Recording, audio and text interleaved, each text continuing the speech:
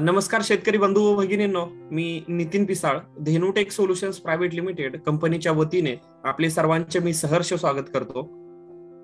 आज शेतकरी व पशुपालक बांधवांसाठी धेनु ऍप मार्फत मोफत वेबिनारचे आयोजन केलेले आहे. आजच्या वेबिनार मधून आपणास देशी गोरक्षण व देशी गोसंवर्धन या सिरीज मधून प्रयोगशील शेतकऱ्याची प्रेरणादायी यशोगाथा उपलब्ध करून देत असताना खरंच खूप आनंद होतो आहे. तत्पूर्वी सर्व शेतकरी तसेच पशुपालक बांधवांना मी एक विनंती करतो की आपण सर्वांनी धेनु इंडिया या आमच्या युट्यूब चॅनलला सबस्क्राईब करून सहकार्य करावे.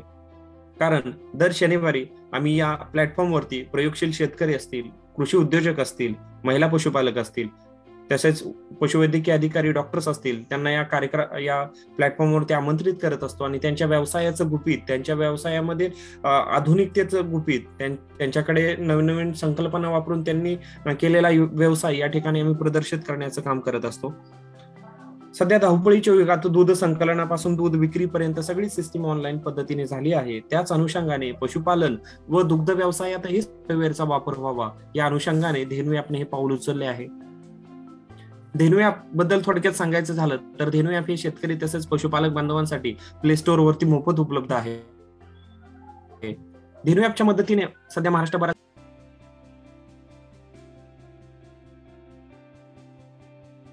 नमस्कार नमस्कार नमस्कार सगळे जमले का? बर, तर मी तुम्हाला सांगितलं होतं हे धेनु ॲप वापरायला अतिशय सोपं आहे म्हणून. ॲप उघडल्यावर जे समोर दिसतं ना तिथेच सगळं आहे. तरी पण काही शंका जर असतील तुम्हाला तर नक्की मला विचारा. अहो त्यासाठीच तर आपण सगळे जमलोय ना. सगळ्या प्रश्नांची उत्तरं देऊन टाकतो तुम्हाला. इंग्रजी आहे समजा घोटाळा एक बी सबूत कळना. अहो नाना, सगळं करता येते. आधी बघा तिथेच भाषा बदलता येते, म्हणजे तुम्हाला आपोआपच कळेल काय कसं करायचं ते. अशी भाषा बदलत असती होय? उगीच आपलं काहीतरी. तुम्हाला भाषा पण बदलता येते, म्हणजे त्यात जे लिहिलंय ना ते समजायला तर हवं ना तुम्हाला. मी देतो तुम्हाला भाषा बदलून. बरं, अजून काही शंका आहे का? लका तात्या, समजीत जमल्या ती. कसली सभा म्हणायची? काय रसाच्या? अरे ते धेनु ॲपचं बोललो होतो ना तुला. अरे एकदम बेस आहे बघते. मी घेतलंय आणि आमच्या सगळ्या मित्रांना पण घ्यायला सांगितलंय. ॲप कसलं मित्रच आहे आपला, आपल्याला मदत करणारा. अगदी बरोबर, पण त्याच्याशी मैत्री करायला या लोकांना अडचणी आल्या. म्हटलं या एकत्र आपण सोडवू, नाही का? अरे लका एक प्रकारची शाळाच आहे म्हणायची की ही. आता धेनु नाही का करत एवढी मदत? चला, नाहीतर उगच आपल्या इतरच गप्पा रांगायच्या. बरं विलास काका, तुम्ही काय म्हणत होता? जनावरांच्या खरेदी विक्रीला कसा काय उपयोग आहे याचा?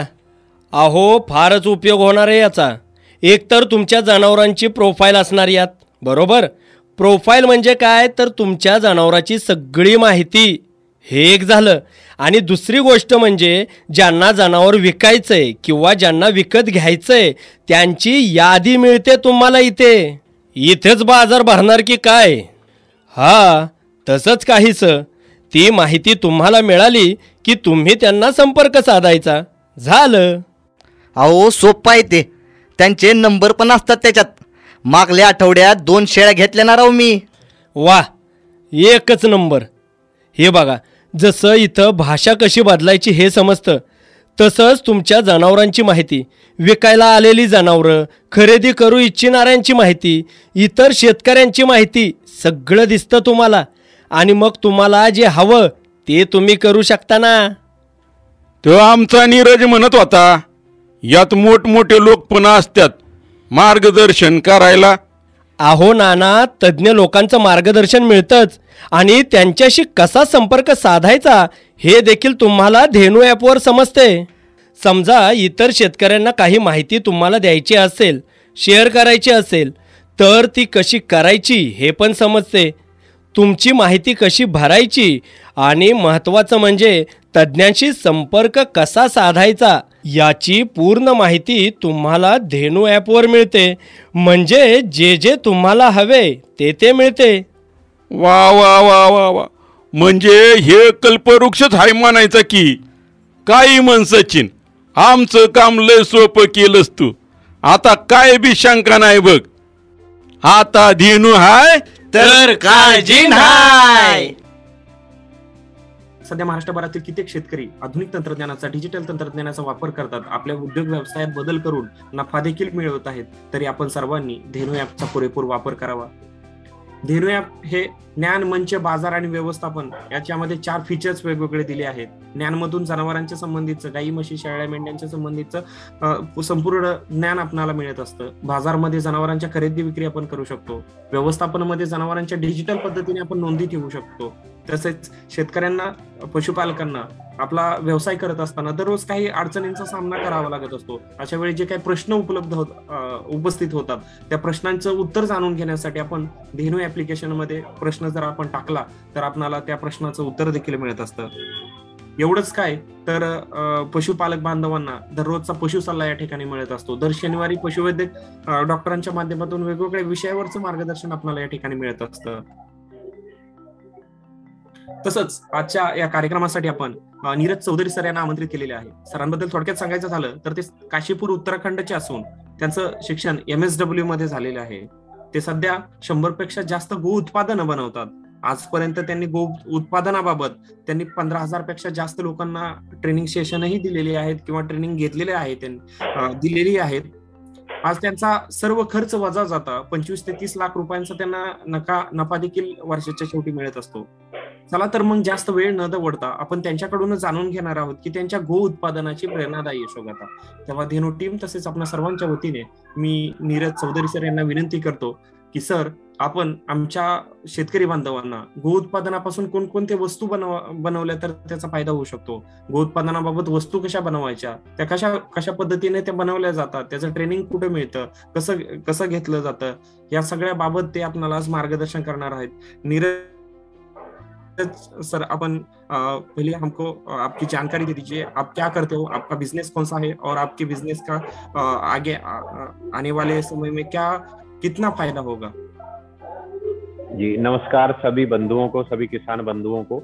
और सबसे पहले मेरा नाम नीरज है और मैं काशीपुर उत्तराखंड से हूँ।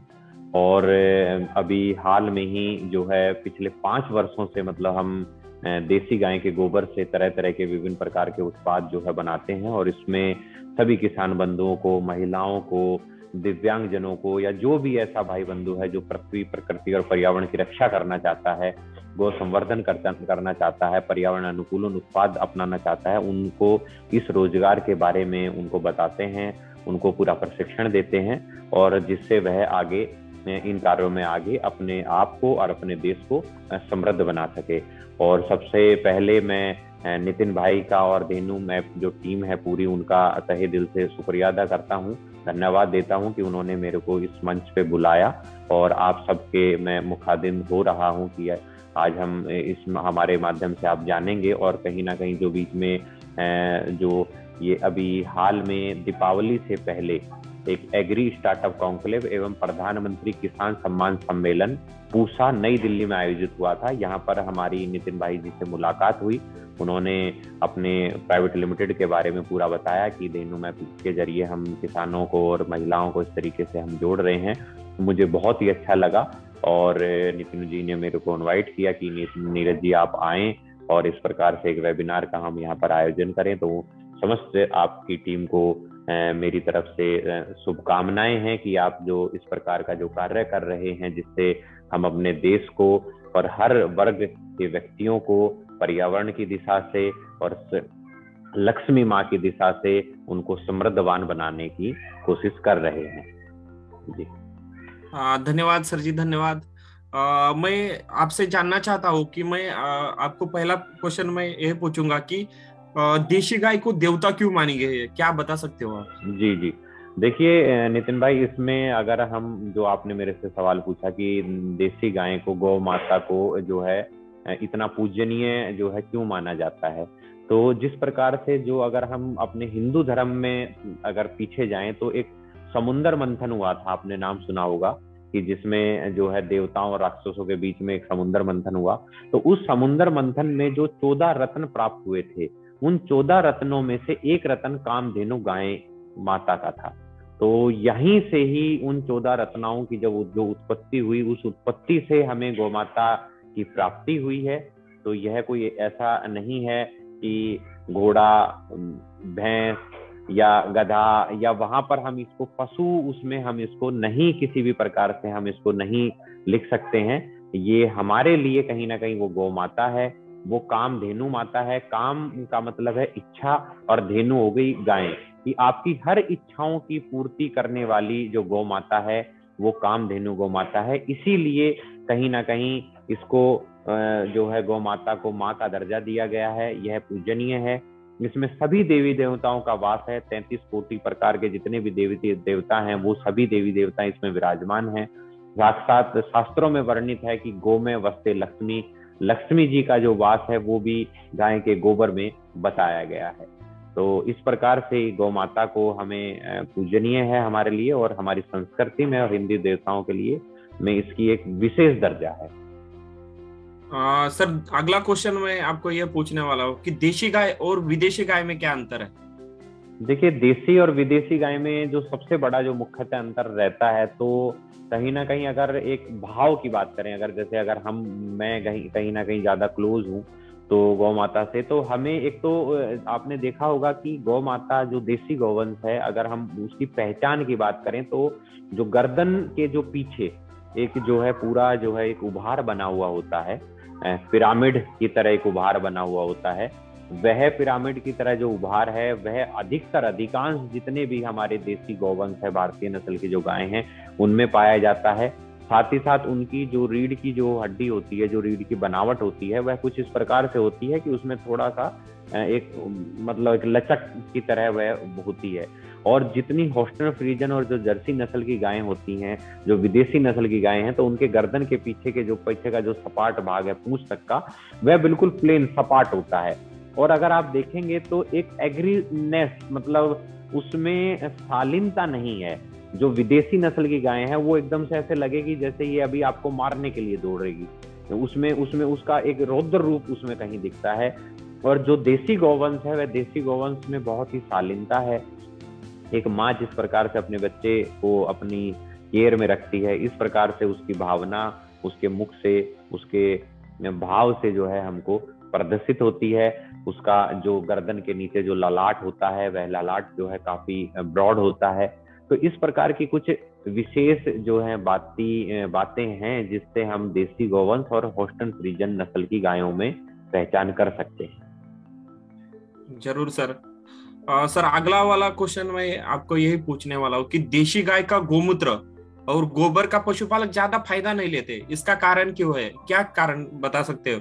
नॉलेज की कमी है, पैसे की कमी है, क्या बता सकते हो सर? देखिए, इसमें 2-3 बातें बिल्कुल हैं कि मुख्यतः सबसे पहले तो अगर बात करें तो कुछ ना कुछ भ्रांतियां हैं अभी लोगों के पास कि लोगों तक वो उचित जानकारी नहीं है। अगर मैं पर्सनल अपने व्यक्तित्व की बात करूं तो आज से 5 वर्ष पूर्व ही मैं जान पाया कि देसी गौवंश और होस्टन फ्रीजन नस्ल की गायें अलग अलग होती हैं। जबकि हम किसान परिवार से हैं, हरियाणा मूलतः हमारा जो है मेरा जन्म स्थान रहा है, और हमारा जो लालन पालन पोषण जो भी रहा है वह गायों भैंसों के बीच में रहा है। हमने खुद अपने बचपन में खेल खेल में गायों का गोमूत्र और गोबर को उठाया है, उनका चारा करना, ये सब कुछ करना हमारी माता जी के साथ हम लगे रहते थे। तो इन सब कार्यों में थे, लेकिन उसके बावजूद भी हमको देसी गौवंश और होस्टन फ्रीजन विलायती नस्ल की गायों में जो एक अंतर होता है, और देसी गौवंश को इस प्रकार का जो दर्जा दिया गया है जिसमें हमारे लिए वो जो माँ का जो दर्जा है, तो ये इस प्रकार की बातें मुझे भी पर्सनली नहीं ज्ञात थी। अब जब मुझे उसका ज्ञात हुआ आज से 5 वर्ष पूर्व, तो आप देखिए कि हमने जैसी अगर एक जो विद्या कहीं ना कहीं छुपी हुई थी, या जो एक जीवन का उद्देश्य, अगर मैं बात करूं अपनी पर्सनल की मेरे जो जीवन का उद्देश्य रहा, तो वो अब आके मैं जान पाया हूँ कि मेरा जो जीवन का जन्म का जो उद्देश्य है वह यह है। तो मैं उस उद्देश्य से कहीं ना कहीं दूर था। तो सबसे पहली जो कमी है वो तो यही है कि हमारे पास जागरूकता नहीं है। हम लोगों तक अभी तक वो बात ही नहीं पहुंचा पा रहे हैं कि पशु कौन है और माँ कौन है, सबसे पहली चीज की कमी। और रही चीज दूसरी की कुछ लोग अगर उसको गोमूत्र और गोबर का फायदा नहीं ले पा रहे हैं या कोई दिक्कत है, तो उसके पीछे है कि लोगों की भावना। आज के समय में लोग गोमूत्र और गोबर का काम करने को लेकर ऐसा मानते हैं कि यह बहुत मतलब गलत तरीके का काम है, मतलब घिन्नता वाला काम है।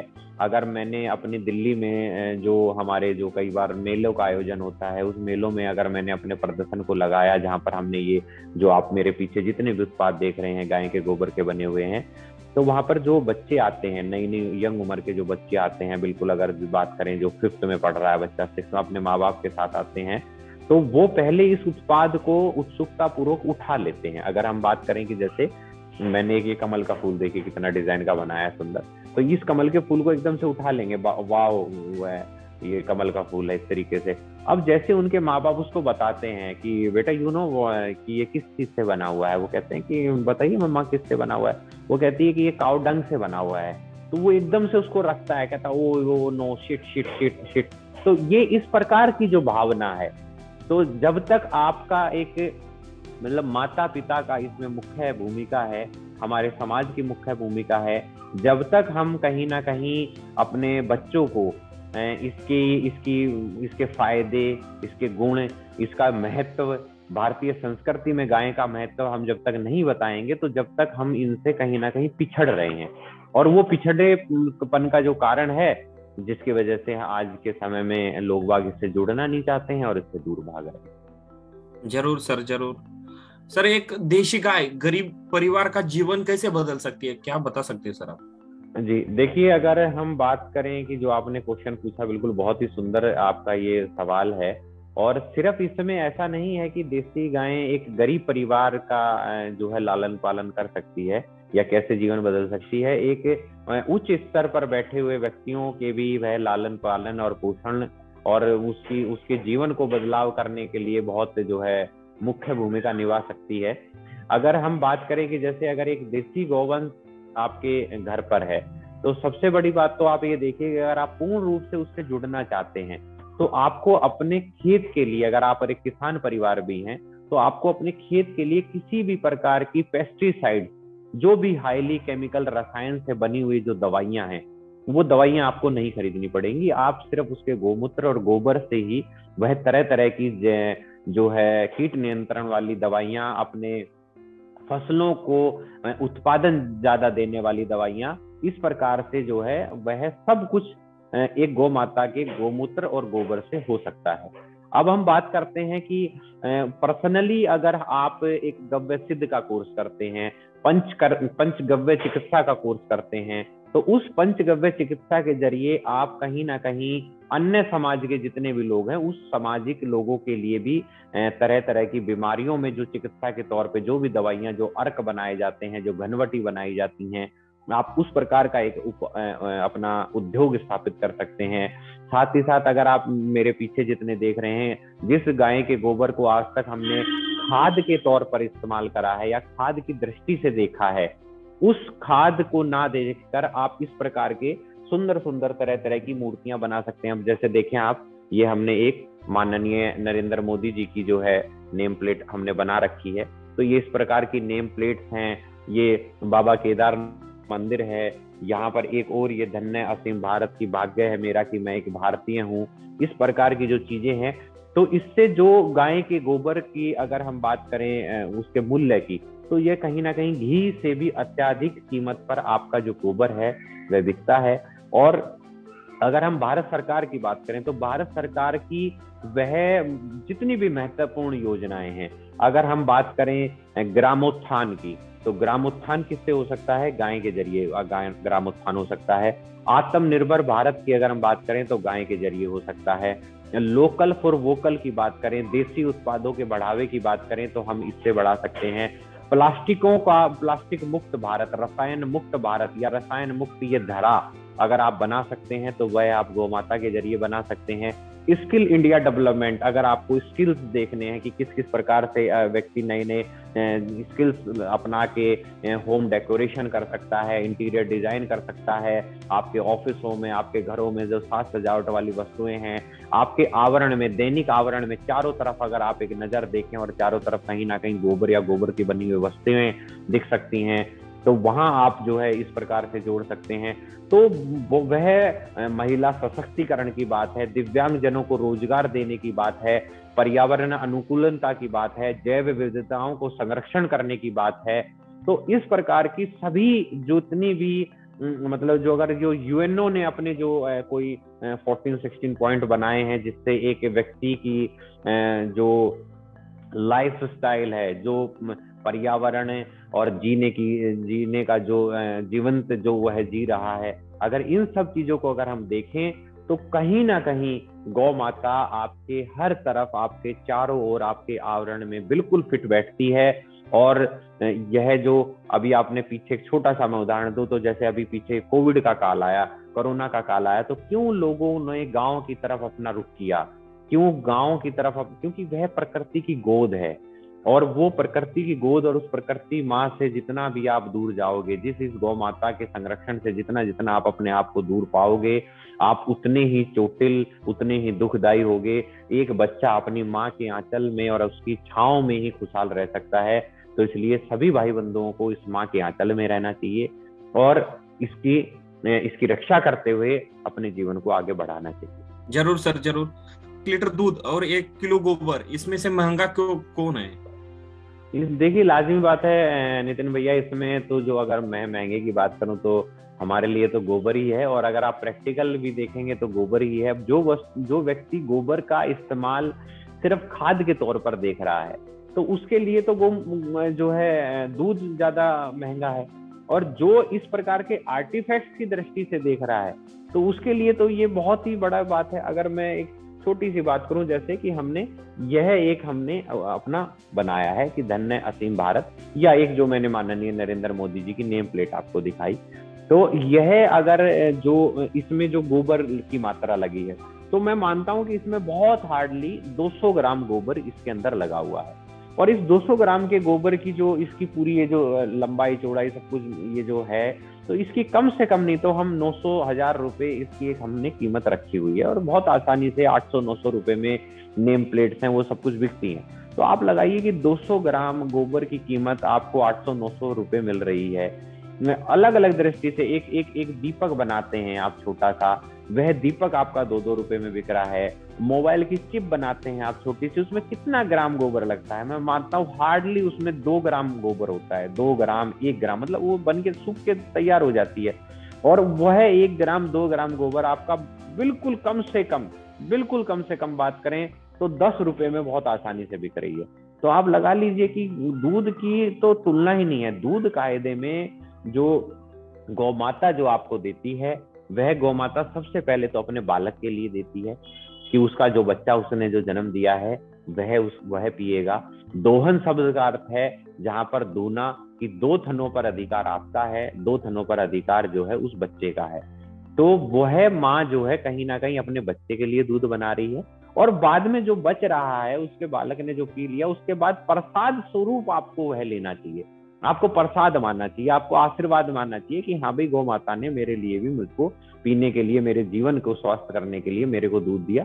लेकिन लोगों ने आज इसका एक बहुत बड़ा व्यापार बना लिया है, और कहीं ना कहीं जो उसका मुख्य उसका जो उत्पाद बना सकते थे हम, या उसका जो मुख्य जो रॉ मटेरियल हम तैयार कर सकते थे, जो 12 महीने निरंतरण, मतलब अपने जन्म से लेकर और अपनी मृत्यु तक जो है कहीं ना कहीं गौ माता 12 महीने जो है आपको जो चीज प्राप्त करा सकती है, तो वह गोमूत्र और गोबर है। तो इसका आपको फायदा लेना चाहिए, और ये बहुत ही महंगा है। तो अगर हम बात करें जनरली, सही है सर। सर कई लोग पशुपालन को गोबर का धंधा बोलते हैं, ये नुकसान वाला धंधा बोलते हैं, ऐसा इसका मेन कारण क्या होता है सर? ये इसका मेन कारण यही है कि सबसे अगर पहली बात जो नितिन भाई आती है, तो एक तो है कि उनके अंदर उस कार्य की पूरी जानकारी नहीं है, जानकारी का अभाव। और दूसरी चीज अगर मैं बात करूं कि पिछले 5 वर्षों से हम इस कार्य में हैं, और आप देख रहे हैं कि हमने कितने तरह तरह के हमने उत्पाद बना रखे हैं, लेकिन उसके बावजूद भी मैं ये मानता हूं कि यह इस कार्य की पहली सीढ़ी नहीं है। अगर एक समुद्र में मैंने मारा आज से 5 साल पहले, और मैं इस गाय के जगत को बारे में मैं जानने के लिए मान लो मैं उतर गया जहां पर गायें का बना हुआ पूरा एक स्विमिंग पूल है, उस स्विमिंग पूल में हमने गोता मारा और हम देखें कि चलो भाई इसकी गहराई नापते हैं, तो आज तक हम बात करें उस गहराई की कोई सीमा ही नहीं पता चली है, और हम निरंतरण उसमें जाते जा रहे हैं और ऐसी ऐसी अद्भुत चीजें निकलती हुई जा रही हैं। और दूसरी चीज ये है कि अगर कोई भाई बंधु इस कार्य में आना चाहता है तो वह इसको बिल्कुल ऐसा ना समझे कि कुछ नहीं है भाई, कि गोबर उठाना होता है, उसको पीस लिया, पाउडर बना लिया, या सांचे आते हैं सांचों में ढलाई कर ली और दैट्स ऑल, बन गया, बात खत्म। यही जो भावना है व्यक्ति की, उसको कहीं ना कहीं यह मन में उसके जो है हरासमेंट पैदा कर देती है, या वह सोचने पे हर व्यक्ति कोई बोल देता है कि यह धंधा तो लॉस का धंधा है, या यह कायदे में यह एक विज्ञान है। आप यह समझिए, जहां कामधेनु गौ माता ने आपको एक ऐसा रॉ मटेरियल दिया है, यह एक ऐसा कच्चा माल है जिस कच्चे माल से आप तरह तरह की विभिन्न प्रकार की पर्यावरण अनुकूलन इकाइयां स्थापित कर सकते हैं। आप चाबी के छल्ले बना सकते हैं, आप घड़ियां बना सकते हैं, आप नेम प्लेट बना सकते हैं, आप गमले बना सकते हैं, आप इंटीरियर डिजाइन कर सकते हैं। मतलब आप एक इमेजिनेशन करिए कि आपको क्या चाहिए, वह इमेजिनेशन आपके सामने इस कच्चे माल से आ रही है। आप चप्पल बना सकते हैं, तो आप क्या नहीं बना सकते। तो ये तरह तरह की इंडस्ट्रियां तो हैं, और उन तरह तरह की इंडस्ट्रियों के लिए हमें कच्चे माल की आवश्यकता होती है, और वह कच्चा माल आपके पास है। तो कायदे में इसका एक विज्ञान है। गोबर को किस प्रकार से सुखाया जाता है, किन ऋतुओं में किस प्रकार के उत्पाद बनाए जाते हैं, किन किन बातों का ध्यान रखा जाता है। लगभग 10-15 तरह के अलग अलग सांचे होते हैं, कौन से सांचों को किस प्रकार से इस्तेमाल करना है। जैसे एक किसान, अगर सभी किसान भाई इसमें जुड़े हुए हैं, जैसे एक किसान अपने खेत के कोने पर खड़ा होकर ही यह बता सकता है कि उसके खेत को या उसके खेत में लगी हुई फसल को इस समय पोटास की जरूरत है, इस समय नाइट्रोजन की जरूरत है, इस समय पानी की जरूरत है, या इस समय उसको किस चीज की जरूरत है, क्योंकि वह उससे एक संवाद स्थापित कर चुका होता है। और नया व्यक्ति, अगर कोई भी शहर के आदमी को हम ले जाके खेत के कोने पे खड़ा करें और हम उसको बोले कि बताओ भाई यह खेत आपको क्या कह रहा है, वह कहेगा पागलों वाली बात कर रहे हो क्या, खेत बोलता थोड़ी है। तो कायदे में एक संवाद जब तक आप स्थापित नहीं करेंगे, गोबर का नेचर, उसके स्वभाव, उसकी प्रकृति को नहीं जानेंगे, गोबर कब आपसे बोल रहा है कि मुझे धूप में रखना है, मेरे उत्पाद को अब छांव में रख दो, अब मुझे धूप में रख दो, मेरे अंदर दरार आई है तो उन दरारों के पीछे क्या 10 कारण हो सकते हैं। लोग बागों के बहुत से ये क्वेश्चन होते हैं कि भाई दरार आ गई, ये हो गया, वो हो गया, तो उसके पीछे रीजन है। आप उसको जानिए, उसके विज्ञान को जानिए। तो जब तक आप उस विज्ञान को नहीं जानेंगे, संपूर्ण उसकी बातों को नहीं जानेंगे, उन छोटी छोटी बातों को नहीं जानेंगे, जब तक आप वो बात नहीं कह सकते कॉन्फिडेंसली कि जैसे जिस प्रकार से मैं एक जज्बे के साथ बोल रहा हूँ, वह कॉन्फिडेंस आपको जब आएगा जब आप उसकी प्रकृति, आप उसके स्वभाव और उससे संवाद स्थापित कर लेंगे। तो संवाद जिस दिन आपका मन में आ गया स्थापित करना, उस दिन ये बात आपके मन में ही नहीं रहेगी। जो जिस प्रकार की ये बात है कि धंधा गलत है और लॉस का धंधा है, तो ये सर सही है।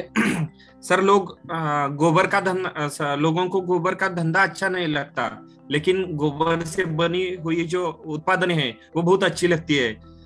तो आपने जो गोबर की जो वस्तुएं बनाई है, तो उसने मंत्रालय और बहुत सारे ऑफिसेस में भी जगह ले ली है। इसका क्या कारण है? ऐसा आपने क्या बनाया है जो लोगों को पसंद आता है? देखिए नितिन भाई, सबसे पहली बात तो इसमें यही है कि हमने एक अपने कनेक्शन स्थापित किए हैं। और वो कनेक्शंस कैसे हैं कि अगर मैं गोबर के ऊपर कार्य कर रहा हूँ तो मुझको ऐसा नहीं लगता कि अगर मैं किसी व्यक्ति से सामने मिलने जाऊं तो मैं किसी को मिठाइयां ले जाऊं, उसको फूल ले जाऊं।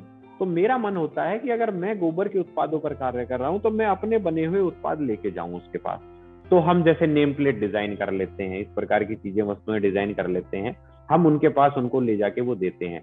अगर हम बात करें कि माननीय प्रधानमंत्री मोदी जी तक को जो है हमने अपने उत्पाद दिए हैं, मतलब पर्सनली मेरा 3 बार जो है उनसे टाइमिंग का सिस्टम बन चुका है, लेकिन किसी निजी कारणोंवश जो अगर मान के चलो उनका जो भी प्रोटोकॉल रहता है कि जो हमें 2 मिनट का 3 मिनट का समय मिलता है, तो उस समय पर ऑलरेडी कोई मीटिंग चल रही है, कुछ चल रही है, तो अगर वह समय बीत जाता है तो फिर वो है मतलब इस प्रकार से रही है कि 3 बार हमारी मीटिंग के लिए अपॉइंटमेंट हुआ, हम प्रधानमंत्री कार्यालय में जाके बैठे हैं और लेकिन उसके बावजूद हमारी मुलाकात नहीं हो पाई। तो ईश्वर ने कोई इससे भी तगड़ी मुलाकात हमने रखी है हमारे लिए, तो एक सकारात्मक सोच के साथ हम लगे हुए हैं। एक दिन वह जरूर आएगा निश्चित, जिस दिन हमें माननीय प्रधानमंत्री जी का आशीर्वाद मिलेगा बिल्कुल सामने से।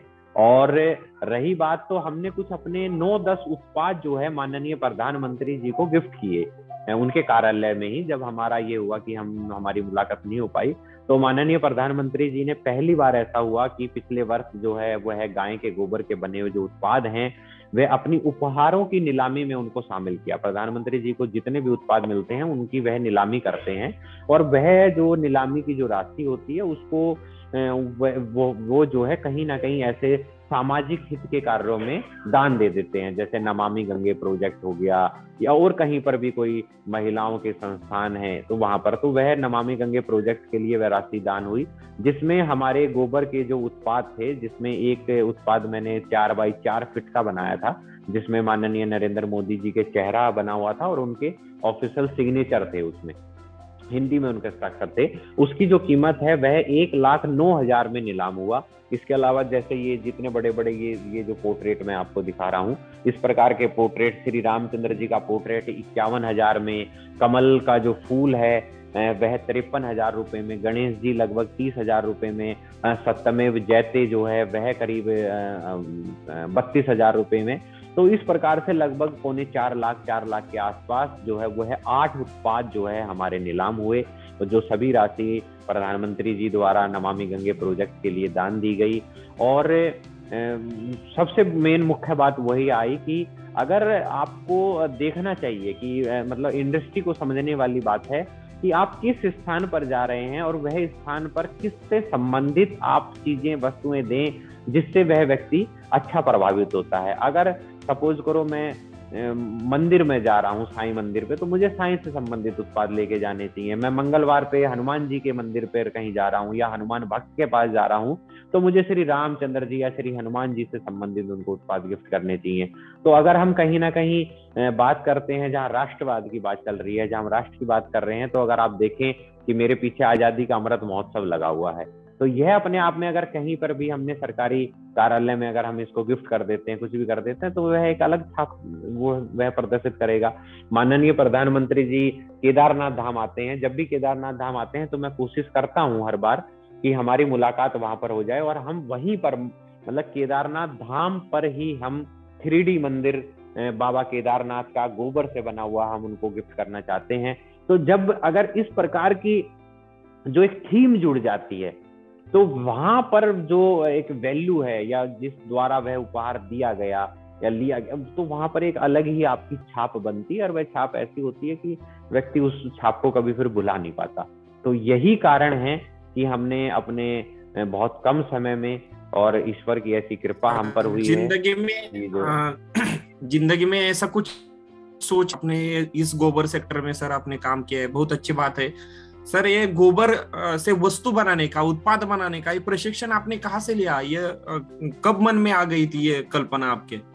जी लगभग वही जैसे मैंने बताया नितिन भाई, आज से लगभग 5-6 साल पहले जो है मेरे मन में जो है मैं कहीं ना कहीं मेरा इनोवेशन मतलब दिमाग रहता है कि जैसे मैंने बकरी फार्मिंग की ट्रेनिंग ली है, पिगरी फार्मिंग की ली है, मशरूम फार्मिंग की ली है, केंचुए वाली ली है, तो ये तरह तरह के डिस्कवरी, नेशनल ज्योग्राफी और ये हिस्ट्री, ये सब चैनल्स देखना मेरा जो है शुरू से शौक रहा है।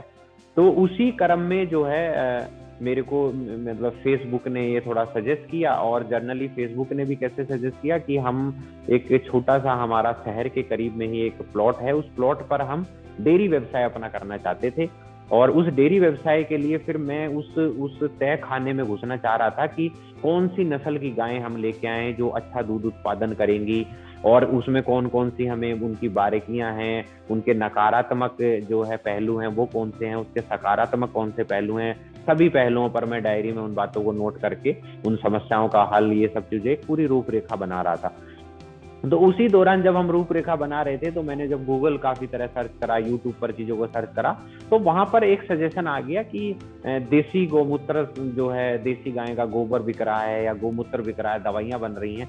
तब मैंने एकदम से इस सेक्टर को जाना, मुझे क्लिक हुआ कि हम फिर ये कौन सी नस्ल की गायें हैं, तो पता लगा भाई ये जर्सी नस्ल की गायें हैं, विलायती नस्ल की गायें हैं। अच्छा भाई ये तो फिर बहुत खतरनाक है। पता चला कि इसके दूध में जो A1 मिल्क जो होता है होस्टन फ्रीजन जर्सी विलायती नस्ल का, तो उसमें 67 नंबर पर, अगर हम दूध की प्रॉपर्टीज को देखें, उसको खोल के देखें पूरी तरीके से बायोलॉजी से, तो 67 नंबर पर एक बीटा कैसीन करके जो है प्रोटीन पाया जाता है, जो हमारे शरीर की रोग प्रतिरोधक क्षमता को घटा देता है। यही कारण है मुख्यतः कि जो अब हमारा जो संपूर्ण जो विश्व है वो कहीं ना कहीं बीमारियों की जो है उसमें पूरी तरह जकड़ लिया गया है जड़ों ने। तो अब ये जो चीजें थी, मतलब उन सब चीजों के बारे में जब मैं जान रहा था, तो मुझको लगा कि हमें तो इस पर कहीं ना कहीं देसी गौवंश पर काम करना चाहिए, क्योंकि देसी गौवंश का हम दूध भी बेचेंगे और गौमूत्र भी बेचेंगे, और गोबर से जो है उस दौरान जो है ये धूप बत्ती बनाना और छोटी टिक्की बनाना, समरानी कप बनाना, इस प्रकार की 5 साल पहले, जब 6 साल पहले मैं इस फील्ड में आया था, तो मुझको इन्हीं बातों का ही जानकारी लगी कि यह चीजें बन रही हैं, साबुन बन रहा है, फेस पैक बन रहा है।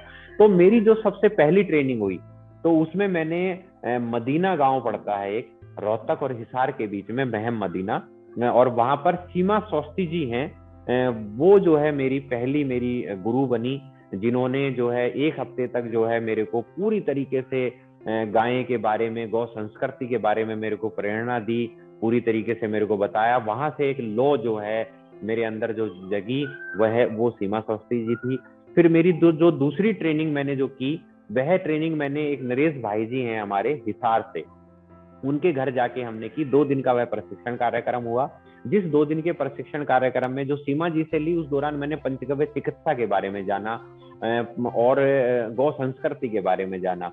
और नरेश भाई जी के पास में गया, तो वहां पर मैंने जाना कि आप गोबर से साबुन कैसे बना सकते हैं, धूप बत्ती कैसे बना सकते हैं, फेस पैक कैसे बना सकते हैं, शैम्पू कैसे बना सकते हैं। तो इस प्रकार की, और वहीं पर ही मेरे द्वारा एक पहली मूर्ति नरेश भाई जी ने हमको गाइड किया कि इस प्रकार से ये सांचा है, और इसमें आपने जो बेस बनाया है, यह बेस बना के अगर आप इन सांचों को भरते हैं तो मूर्तियां भी बनाई जा सकती हैं। और वहीं पर ही जो है मैंने पहली अपनी मूर्ति भगवान गणपति बापा मोरिया गणेश जी, जो कहीं ना कहीं प्रथम पूज्य के लिए मतलब जिनकी पूजा की जाती है, वहां से भगवान गणेश जी का आशीर्वाद जो है मुझको प्राप्त हुआ। और बस फिर जब मैं वहां से वापस आया, तो मेरी नरेश जी से यह उत्सुकता रही कि नरेश भाई मुझे ये भी सिखा दो, मुझे ये भी सिखा दो। तो नरेश भाई ने मुझे कहा था, वो बातें मुझे आज भी याद हैं, कि नीरज तू भले मेरे यहाँ से 25 आइटम सीख के चला जा, लेकिन अगर तूने मन से अगर एक उत्पाद को भी अपना लिया, तो वह एक उत्पाद ही तेरे लिए इन हजारों उत्पादों के बराबर हो जाएगा। मैं वापस आया और मैंने सिर्फ मूर्तियों के बारे में मैंने विचार करा कि क्यों ना क्यों हम मूर्तियां बनाएं। मैं सिर्फ एक 400 रुपए का पुराना सांचा खरीद के लेके आया लक्ष्मी गणेश का, और जिस बेडरूम में मैं सोता था, उसी बेडरूम में से मैंने मूर्तियां बनाने का शुरू की। और आज ईश्वर की कृपा है कि हम 5 साल में हम उस एक सिंगल मूर्ति से और एक सिंगल गाय के गोबर से हम अपने ही गोबर के सेगमेंट में कम से कम 100-150 तरह की मूर्तियां, कलाकृतियां, विभिन्न प्रकार की इकाइयां लगा के काम कर रहे हैं। ये बहुत अच्छी बात है सर। दूध से बहुत सारे प्रोडक्ट बन जाते हैं, वैसे अपने गोबर से भी बहुत सारे प्रोडक्ट या उत्पाद बनाए हैं। बहुत अच्छी है और बहुत बड़ी बात है सर। एक क्वेश्चन मैं आपको पूछना चाहता हूँ कि गोबर से वस्तुएं जो आप बनाते हैं वो क्यों खरीदनी चाहिए, क्या बता सकते हैं सर आप? देखिए, सबसे पहली बात तो ये कि भैया ये जो आपने मेरे से पूछा, तो मैं इसमें थोड़ा सा विस्तृत इसकी मैं जानकारी दूंगा कि किसी भी जब उत्पाद को हम खरीदने जाएं, तो सबसे पहले हमें अपने मन में यह एक मन में विचार लेके आना चाहिए कि जो उत्पाद मैं खरीद रहा हूँ, उस उत्पाद को बनाने की क्रिया क्या रही होगी, उस उत्पाद का कच्चा माल कहाँ से आया होगा। तो अगर मैंने इसमें 5 साल में जो पूरा अपना जीवन बिताया है, तो मैंने लगभग उत्पादों को, हर उत्पाद जो भी एक बाजार में उपलब्ध है, उसको 4 चरणों में बांटा है। वो 4 चरण कौन से हैं? सबसे पहला चरण होता है कि उत्पाद के लिए कच्चे माल को प्राप्त करना। तो आज अगर हम बात करें गाय के गोबर के बारे में बाद में बात करेंगे, जितने भी अन्य प्लास्टिक की बनी हुई चीजें आ रही हैं या हमारे आवरण में हम मोस्टली जितनी चीजें देख रहे हैं 80% 90% चीजें, वह कहीं ना कहीं प्रकृति, पर्यावरण और इस पृथ्वी की हनन करके, इसको दूषित करके, इसका सीना चीर के वह कच्चा माल हमें प्राप्त होता है। तो सबसे पहले यहीं पर ही नकारात्मक बात जो है उस कच्चे माल में, सबसे पहले तो यही कि आपकी जीव जंतुओं की जहां पर हत्या हो गई है, और जीव जंतुओं की हत्या होने के बाद प्रकृति के सीने को चीरने के बाद अगर आपने कोई कच्चा माल प्राप्त किया, तो वहीं पर ही एक नकारात्मक और नेगेटिविटी आपके उस कच्चे माल में घुस चुकी है। दूसरे नंबर पर चीज आती है उस उत्पाद का निर्माण करना। तो जब निर्माण किया जा रहा है आज के समय में, तो उसमें हाईली केमिकल्स डाले जा रहे हैं, ठीक है, बहुत तरह के दुनिया भर के रसायन डाले जा रहे हैं। तो जो केमिकल डाले जा रहे हैं, जो रसायन डाले जा रहे हैं, जितनी भी ऐसी चीजें मतलब बनाने में जो हमारे आप को या हमारे आने वाले कल को प्रदूषित कर रही हैं, और उनसे कहीं ना कहीं जीव हत्याएं हो रही हैं, प्रकृति को नुकसान हो रहा है, पेड़ पौधों को नुकसान पहुंच रहा है, तो वहां पर एक नकारात्मकता घुस गई। फिर तीसरे नंबर पर चरण आता है उत्पाद का प्रयोग कर रहा है ग्राहक। मैं उन उत्पादों को अपने घर में लेके आऊं, किसी खुशहाली के वक्त पे लेके आऊं, किसी शुभ अवसर पर क्या कहते हैं मैं आपको गिफ्ट दूं, अब उसमें दुनिया भर की जीव हत्याओं का दोष लगा हुआ है उस चीज को बनाने को लेकर, और मैं आपको शुभ अवसर पर एक ऐसी चीज दे रहा हूं। तो वहां पर जब वह उत्पाद प्रयोग हो रहा है, तो उस उत्पाद की एक अपनी ऑरा होती है। अगर आप कहीं ऐसी इंडस्ट्री में जाएं जहां पर अगर एक आप लकड़ी की दुकान पर चले जाएं जहां बहुत सारे प्लाईवुड रखे हुए हैं, आप उसमें घुस नहीं सकते, आपकी आंखें बंद हो जाएंगी, इतने हाईली केमिकल वहां है। आप अपने घर में व्हाइट वॉश लगवाते हैं, 2 दिन तक आपके घरों में आपके सिर में दर्द रहता है, आपकी आंखें नहीं खुलती हैं, आप सो नहीं पाते हैं। तो उसका एक केमिकल रिलीज, वह उत्पाद अपने आप को केमिकल रिलीज करता रहता है, तो वहां उसका नुकसान पहुंच रहा है। यह तीसरे नंबर का चरण है। और चौथे नंबर का चरण आता है जब प्रयोग हो जाएगा, उपयोग हो जाएगा, क्या है, एक दिन ना एक दिन अवश्य आएगा कि उस वस्तु का टूटना हो जाएगा, फूटना हो जाएगा, गिर जाएगी, या उसका जितना उसका समय आपके घर में उसका बीतना है वह पूर्ण हो जाएगा, तो आप उसको उठा के कचरे में डालेंगे, या उसको आप कहीं मिट्टी में प्रभावित करेंगे, मतलब मिट्टी खोद के उसमें गाड़ेंगे, या जल में प्रभावित करेंगे, तो वह केमिकलों से बना हुआ है। तो वह जाते जाते भी जो है इस मिट्टी को, इस पृथ्वी को, पर्यावरण को नुकसान देके जाएगा। ये 4 चरण हैं। जब चारों चरणों को आप दूषित है, तो ऐसे उत्पाद क्यों खरीदे जाएं? अब हम बात करें अपने गोबर के बने हुए उत्पादों की। सबसे पहले मैंने सोर्स करा, गाय के गोबर को सोर्स करा। कहाँ से सोर्स करा? मैंने कहीं प्रकृति से छेड़छाड़ नहीं की, गाय माता ने हमको दिया, आशीर्वाद स्वरूप दिया, हम उसे प्राप्त कर रहे हैं। मेरा कच्चा माल मुझको प्राप्त हो गया, मेरे घर के आंगन से मुझे प्राप्त हो गया। जब मैं उसको बना रहा हूं, तो मैं इस प्रकार से बना रहा हूं कि वह 100% पर्यावरण अनुकूलन उत्पाद बन रहा है। उसमें हम प्राकृतिक गोंद डालते हैं, अपने हाथों की मेहनत करके सांचों में उसको भरते हैं, सांचों से निकालते हैं और धूप में उसको सुखाते हैं। किसी प्रकार की हमने ईंटों की भट्टियां नहीं लगा रखी, किसी प्रकार की हम ऊर्जा का इस्तेमाल ऐसा नहीं कर रहे, वैकल्पिक ऊर्जा हमने ले रखी है कि हमने हीटर चला रखे हैं, हमने बिजलियां फूक रहे हैं हम। उसके बाद उत्पाद बन गया। तीसरे नंबर पर आएगा चरण की जहां पर हम उसका उपयोग करेंगे। तो जब मैं उपयोग करूंगा, तो जो कहीं ना कहीं अगर हमारे धर्म में, हमारे शास्त्रों में वर्णित है कि गौ माता को इतना बड़ा दर्जा दिया गया है, गौ माता के उत्पादों की अपने आप में एक ऑरा है, उसका एक सकारात्मक प्रभाव है, तो वह सकारात्मक प्रभाव मेरे पर पड़ रहा है। अगर मैं पर्सनली बात करूं, मैंने और मेरी माता जी ने, मेरे को +0.75 का चश्मा चढ़ा हुआ था और मेरी माता जी को 3 नंबर का चश्मा चढ़ा हुआ था, और हम पिछले 5 वर्षों से यहाँ काम कर रहे हैं, अपने इस कार्य को देख रहे हैं। तो सुबह लगभग 9-10 बजे से हम गोबर को निहारना शुरू कर देते हैं, और लगभग मैं बात करूं 12-1 बज जाते हैं मुझको, तो रात के, नहीं तो माता जी को 7-8 बज जाते हैं। तो हम मोस्टली सबसे ज्यादा किन चीजों को निहार रहे हैं? हम गोबर को निहार रहे हैं। हमारे चश्मे हट गए हैं। अब आज आप हमारी चेक करवा लीजिए, और पिछले 4 साल पुरानी, 5 साल पुरानी जो रिपोर्ट है आप उनको देख लीजिए, हमने कोई आंखों की दवाइयां नहीं डाली। तो इसकी जो एक सकारात्मक ऊर्जा है, उस सकारात्मक ऊर्जा से आप अपने जीवन को निरोगी कर सकते हैं, अपने आप को स्वस्थ कर सकते हैं। और चौथे नंबर का जो चरण आएगा उत्पाद का, वह आएगा उस उत्पाद का विलय होना। तो जब उत्पाद टूट जाएगा, अगर मैं इसको मिट्टी में गाड़ दूंगा तो यह खाद बन जाएगा, मैं अपने किसी गमले में डाल दूंगा तो उसकी उपजाऊ को बढ़ाएगा, और मैं अगर कहीं ना कहीं इसको पानी में प्रभावित कर दूंगा तो बहुत से सूक्ष्म जलीय जीव हैं जो कहीं ना कहीं गोबर को अपना निवाला बनाते हैं, वो गोबर को खा लेंगे। और अगर उन्होंने गोबर खाया भी नहीं, तो जो पानी है, जो दूषित पानी बह रहा है, उस दूषित पानी में गोबर डालने से उसकी उर्वरता शक्ति बढ़ जाएगी, वह फर्टिलाइज हो जाएगा पूरी तरह से, और वह पानी जब आपके नहरों के माध्यम से, नदियों के माध्यम से आपके खेतों तक जाएगा तो वह उपजाऊ शक्ति को बढ़ाएगा। तो इसलिए हर किसी व्यक्ति को सोचना चाहिए कि आप जो कच्चा माल लेके आ रहे हैं या जो जो उत्पाद आप खरीद रहे हैं वह उत्पाद आपके लिए कितना नकारात्मक है और गाय के गोबर के बने उत्पाद आपके लिए कितने सकारात्मक हैं।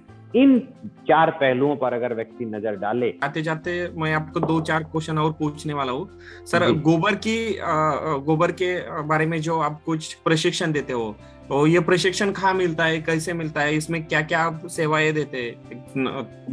जी थोड़ी इन्फॉर्मेशन। देखिए, सबसे पहला तो प्रशिक्षण मैं अपने घर पर भी देता हूँ। 3 दिन का मेरे घर पर निजी निवास स्थान पर जो आप ये देख रहे हैं जगह, जिस जगह हम बैठे हैं, ये मेरी कार्यशाला है, काशीपुर उत्तराखंड में है। दिल्ली से लगभग 200 किलोमीटर है ये। तो यहाँ पर हम महीने में 1-2 प्रशिक्षण आयोजित करते हैं, प्लस पूरे संपूर्ण भारत में, पूरे विश्व में जहाँ पर भी कोई भाई बंधु हमको बुलाना चाहता है, हम वहीं अपनी सेवाएं देने के लिए हम चले जाएंगे, वहीं पर आपको अपनी सेवाएं देंगे। आप 1 दिन हमको रखना चाहते हैं, आप 1 दिन रखिए, 10 दिन रखना चाहते हैं, 10 दिन रखिए। हमने अपने आप को, अपने जीवन को समर्पित कर दिया है पूरी तरह इस राष्ट्र, इस गौ सेवा के को आगे बढ़ाने। सही है सर। अभी तो आप गोबर सेक्टर के गुरु नीरज जी हो गए हैं, आगे जाके गोबर सेक्टर में आप क्या करना चाहते हो सर? देखिए, गोबर सेक्टर में मेरा जो मेन उद्देश्य है वो ये है कि आपका जो आवरण है, मतलब अगर आप सुबह उठें और सुबह उठने के बाद जैसी आप आंखें खोलें तो मोस्टली जहां हम कंक्रीट का जंगल देख रहे हैं, हम प्लास्टिकरण देख रहे हैं, हम लकड़ियां देख रहे हैं, इन सब जगह कहीं ना कहीं गोबर फिट बैठा हुआ हो। आपकी दीवारों पर गोबर लगा हुआ हो, आपका इंटीरियर गोबर से डिजाइन हुआ हो, आपकी फ्लोरिंग गोबर से हो, आप जिस पे लेटे हैं वहां गोबर हो, चारों तरफ गोबर दिखना चाहिए। उस दिन हम मानेंगे कि जी हमने अपनी इंडस्ट्री में कुछ किया।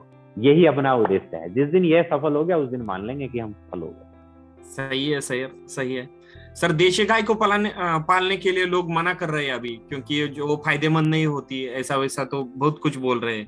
आप उन लोग चाहते हो सर? मैं सबसे उन भाइयों से यही कहना चाहता हूं कि देखिए, जो व्यक्ति भाई बंधु इस प्रकार की सोचते हैं कि देसी गौवंश कहीं ना कहीं मान लो दूध कम देता है या उसका इंपॉर्टेंस वैल्यू कम है, तो वो कहीं ना कहीं उस थोड़ा लोभ बन आ गया है उनके मन में। वो लोभ क्या है कि हॉस्टन फ्रीजन विलायती नस्ल की गायें दूध थोड़ा ज्यादा देती हैं, और वह दूध ज्यादा देने के लिए सिर्फ उस 10 रुपए 20 रुपए प्रत्येक दिन का, या उनको 100 रुपए अगर उनको फालतू मिल रहे हैं, उससे 200 रुपए फालतू मिल रहे हैं, तो वह लालच।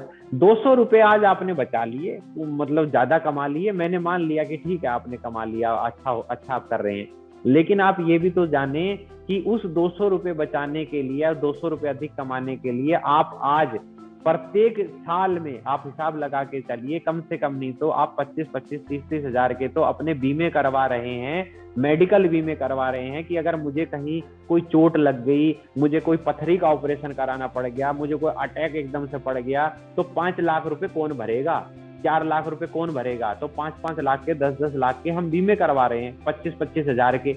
तो क्यों 25 हजार के बीमे करवाने पड़ रहे हैं? क्योंकि डर बैठ गया है।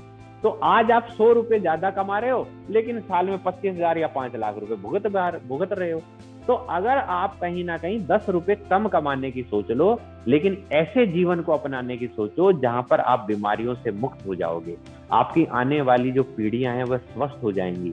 यह प्रकृति, यह पर्यावरण, यह पृथ्वी आपको अपनी आंचल की गोद में रखेगी।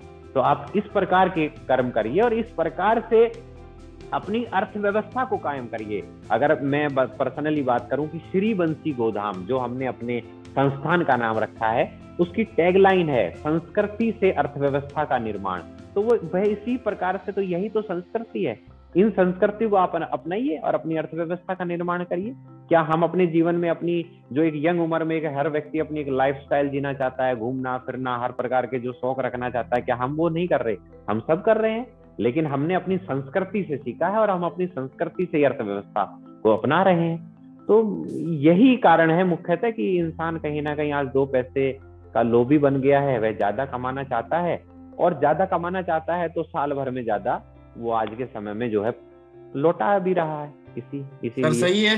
और आपने जो कोई गोबर से जो कोई उत्पाद बनाए हैं, जो कोई कलाकृति बनाई है, एक बार हमको दिखाइए सर कि आपने क्या क्या कैसा कैसा बनाया है। जी जी, मैं इसको रोटेट करता हूँ जरा, और सर, रोटेट सही करके फिर आपको कर दिखाता दीजिए। हूँ। देखिए, अभी सबसे पहले तो बात करें, अगर हम यहाँ पर ये देखिए, ये 15 अगस्त पर जो है हमने इंडिया का जो है फ्लैग जो है हमने बनाया था, पूरा गाय के गोबर का बना हुआ है यह भी। और ये देखिए एक टाइम पीस बना रखा है जिसमें अलग अलग देशों को अंकित किया गया है, और उसमें ये सभी आती हैं मूर्तियां। आप जिस प्रकार से देखिए, जैसे ये नेम प्लेट एक बना रखी है, बाबा केदारनाथ का मंदिर बना रखा है। और ये देखिए इसकी मंदिर की भी क्या खासियत रहती है कि मंदिर खुल जाता है पूरा। ये देखिए उसके अंदर लाइट भी लगाई हुई है, पूरी लाइट जल रही है इस समय, पूरा मंदिर खुल जाएगा। ये नेम प्लेट्स हैं, ये सर्टिफिकेट है। अगर जैसे हम 3 दिन का जो प्रशिक्षण रखते हैं तो उसमें हम गोबर का बना हुआ सर्टिफिकेट देते हैं, या कहीं पर भी जो प्रमाण पत्र जहां बांटे जा रहे हैं, स्मृति चिन्ह दिए जा रहे हैं लोगों को, तो वहां पर प्लास्टिक और इन सब चीजों को खत्म करना चाहिए। ये जैसे आजादी का अमृत महोत्सव का आप वो देख रहे हैं, एक हमने ये बनाया है सेल्फी के लिए, आई लव नरेंद्र मोदी। इसमें आप अपना पीछे से चेहरा आपका आ जाएगा दिल में, नरेंद्र मोदी जी का सिग्नेचर है, ऑफिशियल सिग्नेचर है। ये सभी हो गई। ये सत्यमेव जयते का एक पूरा है, इसमें पीतल का फ्रेम लगाया गया है कि हम किस प्रकार से चीजों को जोड़ सकते हैं। हमारे यहाँ पर ये द्रोणा सागर तीर्थ है, उसकी नेम प्लेट बनाई है। ये पर्सनली मेरी संस्थान की नेम प्लेट। तो ये हर आप जो भी एक इमेजिनेशन करेंगे वह सभी उत्पाद जो है हम इससे बना सकते हैं। ये देखिए गाड़ी बना रखी है, थार गाड़ी है, पूरा चलती है, वो पूरा शिवलिंग है और गणपति महाराज, स्वास्तिक। फिर अगर हम बात करें तो भारत का नक्शा देखिए पूरा बड़ा। उसके बाद फिर ये है वही मेक इन इंडिया का शेर आ गया, और यह है अपना एक जो है योग करते हुए का चिन्ह आ गया। तो ये सभी उत्पाद जो है इससे बनाए जाते हैं। मैं एक छोटी सी नजर अगर आपको दिखाऊं पूरी हमारी कार्यशाला की संपूर्ण, तो ये देखिए आप, ये पूरी जो है कार्यशाला है यहाँ पर संपूर्ण जो है जिसमें कार्य हम करते हैं। यहीं पे 3 दिन का जो आपका प्रशिक्षण कार्यक्रम होता है। अभी मैंने मेन जो शटर है उसको ऑफ रखा है इस वेबिनार के लिए। तो यह जो है पूरा हम पूरी कार्यशाला यहाँ पर रखते हैं। संपूर्ण जो है जिन भाई बंधुओं को जो आना होता है यहाँ पर, तो ये है पूरा कार्य है अपना। धन्यवाद सर, धन्यवाद. आपण आमच्या या साप्ताहिक वेबिनार या कार्यक्रमात आलात आणि आपल्या गो उत्पादनाबाबत शेतकरी बांधवांपर्यंत खूप महत्वाची माहिती दिली, त्याबद्दल आपले खूप खूप धन्यवाद. आणि आपल्या ज्या बन्सी जी आपली गोशाळा आहे किंवा बन्सी जे आपलं स्टार्टअप आहे त्याला देखील खूप खूप शुभेच्छा. पशुपालन व दुग्ध व्यवसाय संबंधित आपल्याला कधीही काही प्रश्न असतील तर प्ले स्टोअर वरून धेनू ऍप डाउनलोड करा आणि त्याच्यामध्ये आपल्या जनावरांच्या संबंधित, आपल्या गोट्या संबंधित, आपल्या व्यवस्थापनाच्या संबंधित आपण प्रश्न टाकू शकता. धेनू एक्सपर्ट आपल्याला 24 तासाच्या आत त्या प्रश्नाचं उत्तर देतील. धेनू ऍप आयोजित मोफत वेबिनारसाठी आज नीरज चौधरी सरांनी वेळात वेळ काढून त्यांच्या कार्याची प्रेरणादायी यशोगाथा दिलीत. त्याबद्दल सरांचे व कार्यक्रमाला आवर्जून उपस्थित असलेल्या माझ्या सर्व शेतकरी बांधवांचे मी नितीन पिसाळ या ठिकाणी आभार मानतो आणि त्यांना धन्यवाद देतो. आजचा कार्यक्रम इथे संपला असं मी जाहीर करतो. धन्यवाद. दुग्ध व्यवसायातील डिजिटल तंत्रज्ञान जाणून घेण्यासाठी आजच आपल्या मोबाईलवर धेनू ॲप डाउनलोड करा. धेनू इंडिया या आमच्या YouTube चॅनलला सबस्क्राईब करायला विसरू नका. www.dhenu.com. Thanks for watching.